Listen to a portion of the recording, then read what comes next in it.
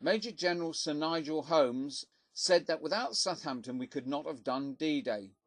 This was because the port was a springboard not only for the British and Commonwealth armies, but also the headquarters for the US Army, and over 2 million GIs embarked at Southampton.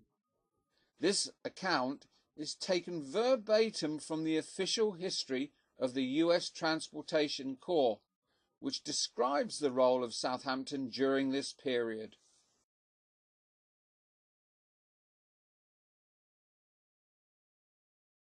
During the last half of 1943, the 14th Port supervised the discharge of approximately 350,000 measurement tons of cargo at London, Southampton and Plymouth. Of that amount, 162,224 measurement tons were received at Southampton. After being relieved at London, the 14th Port confined its work to Plymouth and Southampton, to which the latter was to become the main installation. Plymouth, a victim of the German Blitz, had only limited cargo capacity. Early in 1944, it became under the jurisdiction of the newly arrived 13th Port, which pushed through the faltering barge construction program at Truro, Totnes and Hale, outloaded large amounts of ammunition at the old Cornish port of Fowey for the invasion of Normandy, and dispatched thousands of troops and vehicles from Plymouth and Falmouth for the cross-channel attack. Southampton became the principal US port on the south coast. In peacetime, a thriving passenger port and a familiar gateway for visitors to the British Isles, it had suffered severely from enemy bombing. As a result, the port had remained idle for some time, and much of its cargo handling equipment had been removed to other ports. Yet, despite the considerable damage, Southampton remained one of the best ports in England. Deep water and relatively little tide made it a port of few locks, and there were numerous modern piers, as well as 7 graving docks for ship repair. Although many British officials feared that the port was too vulnerable, the Americans reopened it in the summer of 1943, and the fears were soon found to be without foundation. Early US operations were handicapped by the shortage of cargo handling equipment and labour troubles. Labour at Southampton, as elsewhere in Britain, was in short supply and none too efficient.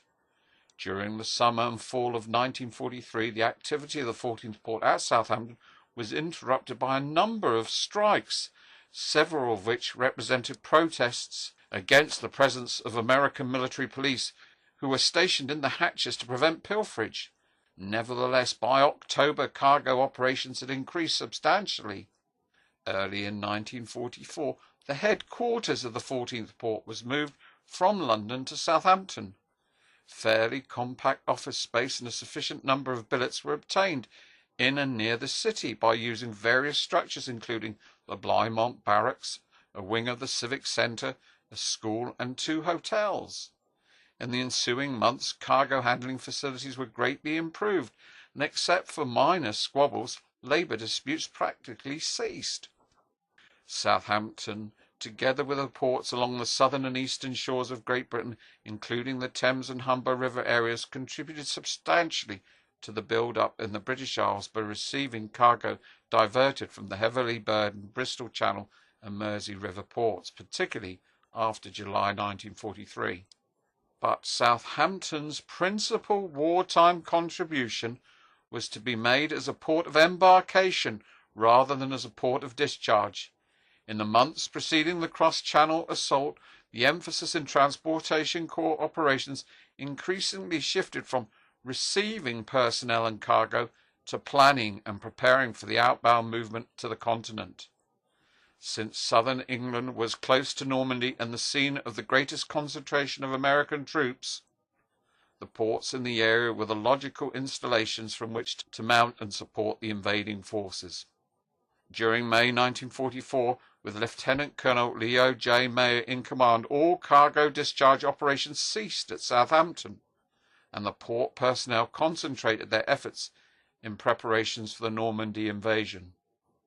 From D-Day onwards, the Southampton port of embarkation played a key role in the outbound movement of US troops, equipment and supplies to the continent, A major port activity at this time was the loading of vehicles and drivers aboard specially converted Liberty ships for delivery across the Channel.